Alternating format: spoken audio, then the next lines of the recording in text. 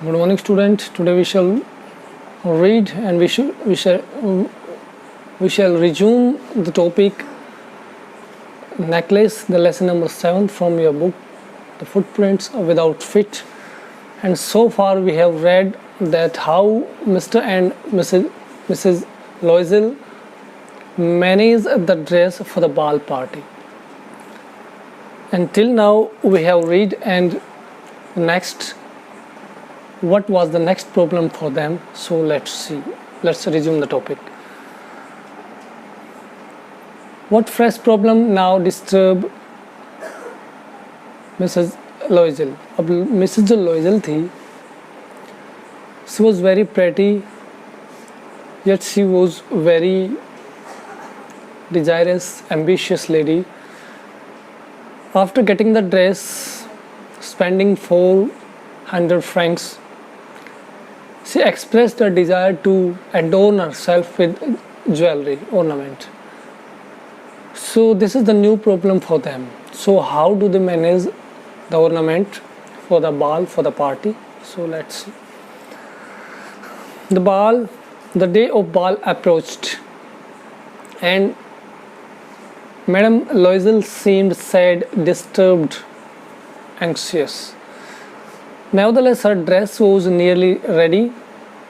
Her husband said to her one evening, यद्यपि उसकी जो ड्रेस थी लगभग तैयार थी और पार्टी का जो टाइम था वो काफ़ी नज़दीक आ चुका था, मिसेस लोइजल काफ़ी दुखी थी, सैड थी, डिस्टर्ब, विचलित थी, एंक्सियस, उत्तेजित सी थी, और इसके बावजूद नेवरदलेस उसकी ड्रेस तैयार होने के बावजूद भी वो ये सैडनेस थी, डिस्टर्ब थी, एंक्सियस थी. और her husband said to her one evening, एक शाम को उसके पति ने कहा, what is matter with you? You have acted strangely for 2 or 3 days. क्या बात हुई ऐसी? मिस्टर लोइजल ने पूछा अपनी वाइफ से कि 2-3 दिन से तुम थोड़ी सी अजीब सा बिहेव कर रही. एंड शी रिस्पॉन्डेड, उसने जवाब दिया, I am vexed not to have a jewel. मेरे पास ज्वेलरी नहीं, ऑर्नामेंट नहीं है, तो इससे मैं थोड़ी सी विचलित, परेशान हूँ. Nothing to adorn myself with. मैं अपनी साज सज्जा, डेकोरेट, अपने आप को डेकोरेट कैसे करूँ, मेरे पास ज्वेलरी नहीं है. I shall have such a poverty stricken look. एक गरीब दिखने वाली जो मेरी लुक है उसको मैं कैसे हाइड करूँ, कैसे इस प्रॉब्लम को मैं डील करूँगी. I would prefer not to go to this party. और मैं चाहती हूँ कि मैं इस पार्टी में ना जाऊँ. He replied, you can wear some natural flower. उसने एक बड़ा सा अजीब सा जवाब दिया कि तुम्हें नेचुरल फ्लावर जो होते हैं उनके गार्लैंड बना के जो लेडीज़ पहनती है वो पहनना चाहिए. In this season they look very शिक.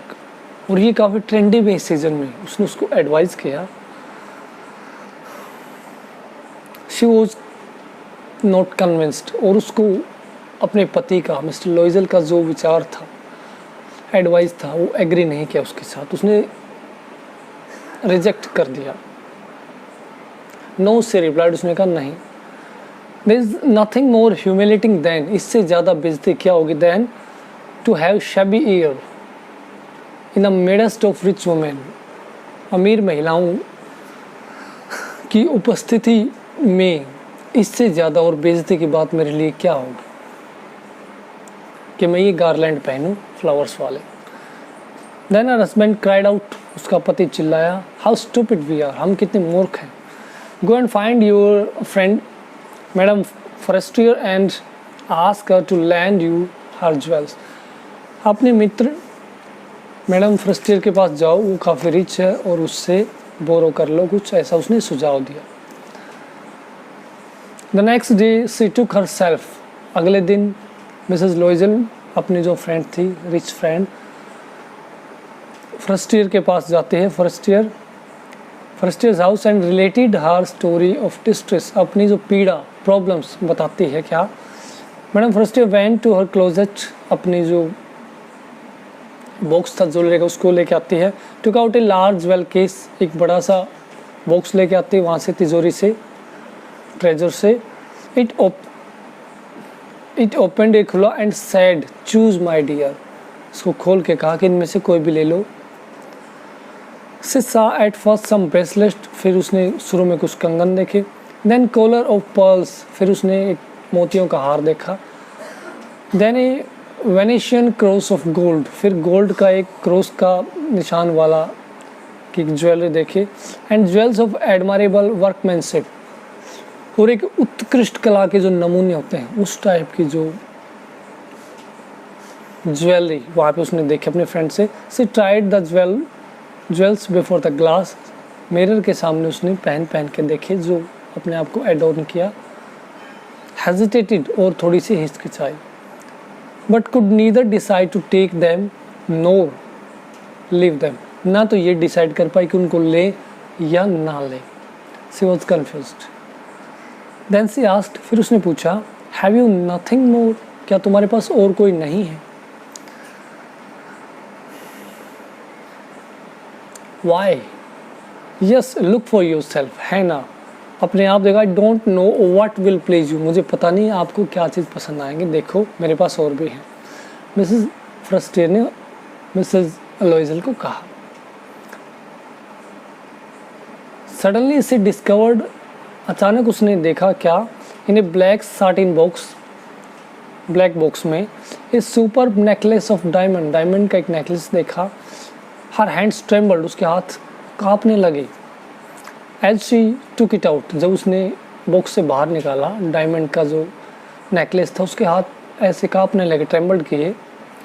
She placed it about her throat against her dress, अपने ड्रेस के साथ उसने अपने गले में इसको डाला। एंड वो एक्सटेटिक होता है इमेंस प्लेजर, काफ़ी विचलित हो गई, खुशी के मारे उसका ठिकाना नहीं रहा। Then she asked in a hesitating voice, फिर हिचकिचाते उसने कहा, फुल ऑफ एंजाइटी, उत्तेजना के साथ, कुड यू लैंड में दिस, ओनली दिस, क्या आप मुझे ये दे सकती हैं, ये वाला, सिर्फ ये? वाई? यस सर्टेनली, उसकी फ्रेंड्स ने कहा, हाँ क्यों नहीं, निश्चय ही, of course not. She fell upon the neck of her friends, embraced her with passion, अपने मित्र को गले लगाया और काफ़ी भावुक हो गए पैशन के साथ। Then went away with her treasure, फिर अपना जो ट्रेजर यानी कि हार डायमंड नेकलेस के साथ वहाँ से चली जाती है। द डे ऑफ बाल अराइव्ड, अब पार्टी का दिन पहुँचा। Madam लॉइजल was a great success, उसकी जो इमेज थी एक सक्सेस साबित हुई वहाँ पे पार्टी में। She was the prettiest of all, और वो सबसे सुंदर थी। एलिगेंट, शानदार, मनमोहक, fascinating, gracious, splendid, magnificent, smiling and full of joy, और मुस्कुराती हुई, बिल्कुल आनंद के साथ एंजॉय किया वहाँ पे पार्टी को। ऑल द मैन नोटिस्ड हर, सभी लोगों ने उसको नोटिस किया। आस्क्ड हर नेम, उसका नाम पूछा। And wanted to be presented, और अपने आप को उसके समक्ष इंट्रोड्यूस किया। सी डांस विथ इंथुजिज्म, उसने जोश के साथ डांस किया, उत्साह के साथ। इंटॉक्सिकेटेड विद प्लेजर, और खुशी में उन्मत्त, जैसे ड्रिंक करने के बाद इंसान हो जाता है वैसे हैप्पीनेस, इतनी जॉय होगी, इतनी वो फ्लैटी से। Everyone appreciated her beauty and she become over excited and she danced, she enjoyed the party, thinking of nothing but all this admiration, कुछ नहीं सोचा, खाली ये फ्लैटरी जो एडमायरेशन थी इसके बारे में सोचते रहे। This victory so complete and sweet to her, ये विक्ट्री थी उसके लिए, एक जीत थी, उसकी प्रशंसा एक उसके लिए विजयी थी, उसके लिए एक ट्रम्फ था। Triumphantly she accepted all the admiration from everybody who was enjoying the party. She went home towards 4 o'clock in the morning, और 4 बजे वो घर के लिए निकले। Her husband had been half asleep in one of the little saloon since midnight, और आधी रात से उसका पति जो डांस पार्टी में एक रूम था उसमें वहाँ पे वो सोया हुआ था। With 3 other gentlemen whose wives were enjoying themselves very much, और 3 और व्यक्ति वहाँ पे थे जिनकी पत्नियाँ, जिनकी वाइफ्स जो डांस का एंजॉय कर रही थी। He threw around her shoulder the modest wraps, wraps दुपट्टा उसके कंधे पे डाला। They had carried whose property clashed with elegance of the ball costume। और जो घर से लेके आए थे दुपट्टा और वो क्लैश था, मिसमैच था with the dress of dance party। She wished to hurry away in order not to be noticed by the women who were wrapping themselves in the rich fur। और वो उन महिलाओं से बचते बचाते जल्दी से हरीडली वहाँ से क्विट कर गई ताकि कोई महिला उसकी चीप ड्रेस को नोटिस ना कर ले, क्योंकि सभी काफ़ी महंगे रैप्स दुपट्टे वगैरह कॉस्ट्यूम से जो मैच करते हुए पहन के आ रही थी। while hers was mismatched। Loisel detained her। Loisel ने उसको रोका और कहा wait, इंतज़ार करो। he said I'm going to call a cab। मैं एक टैक्सी को बुलाने जा रहा हूँ, रुको। but she would not listen and descended the steps rapidly। लेकिन बिना सुने सीढ़ियों से उतरते हुए वो नीचे चली जाती है। when they were in the street they found no carriage। जब वो गली में आए तो उनको कोई कैरियज नहीं मिली।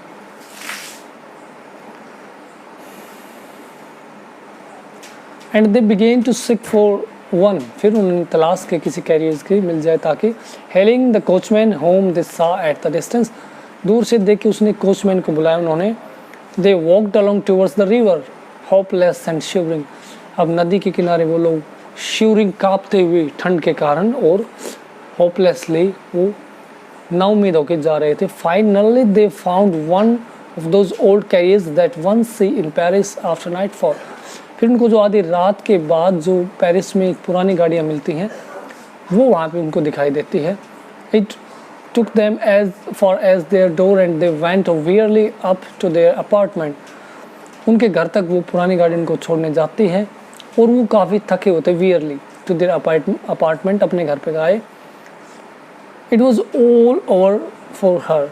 सभी जो खुशी का मोमेंट था वो अब उनके लिए जा चुका था। And on his part he remembered that he would have to be at office by 10 o'clock। और उसको मिस्टर लॉइजल को याद आया कि 10 बजे कल ऑफिस में भी जाना है। She removed her wraps from the shoulders before the glass. अब मिरर के सामने वो जाके अपना रैप्स पुराना जो दुपट्टा था उसको हटाती है। For A final view of her self in her glory. फिर अपनी शान और शौकत, अपनी ब्यूटी को एक बार फिर से ग्लिम्स करने के लिए, व्यू करने के लिए वो मिरर के सामने जाती है। Suddenly she uttered a cry. अचानक एक चीख निकली उसके मुंह से। Her necklace was not around her neck. वो नेकलेस था उसके गले में नहीं मिला। ये देखकर वो उसने एक चीख मारी डरावनी से। लॉइजल already half dressed undressed asked what is matter. अब लॉइजल जो कि कपड़े चेंज कर रहा था, आधे ही उसने चेंज किए तो पूछा। When she uttered a cry he asked her what is the matter. She turn towards him excitedly. उत्तेजनापूर्वक ढंग से उसकी तरफ वो आई। I have no longer Mrs. Forrester's necklace। मेरे पास तो मिसेस फॉरेस्टर का जो बोरो किया हुआ नेकलेस है ही नहीं। He aroused in dismay। What? How is that? It's not possible। वो भी एकदम घबरा गया। उसने कहा ये तो असंभव है, ये कैसे हुआ।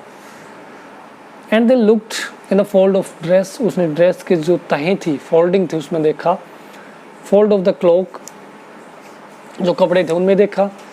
इन द पॉकेट एवरीवेयर, पॉकेट में देखा और हर जगह देखा। They could not find it, उनको ये मिला नहीं।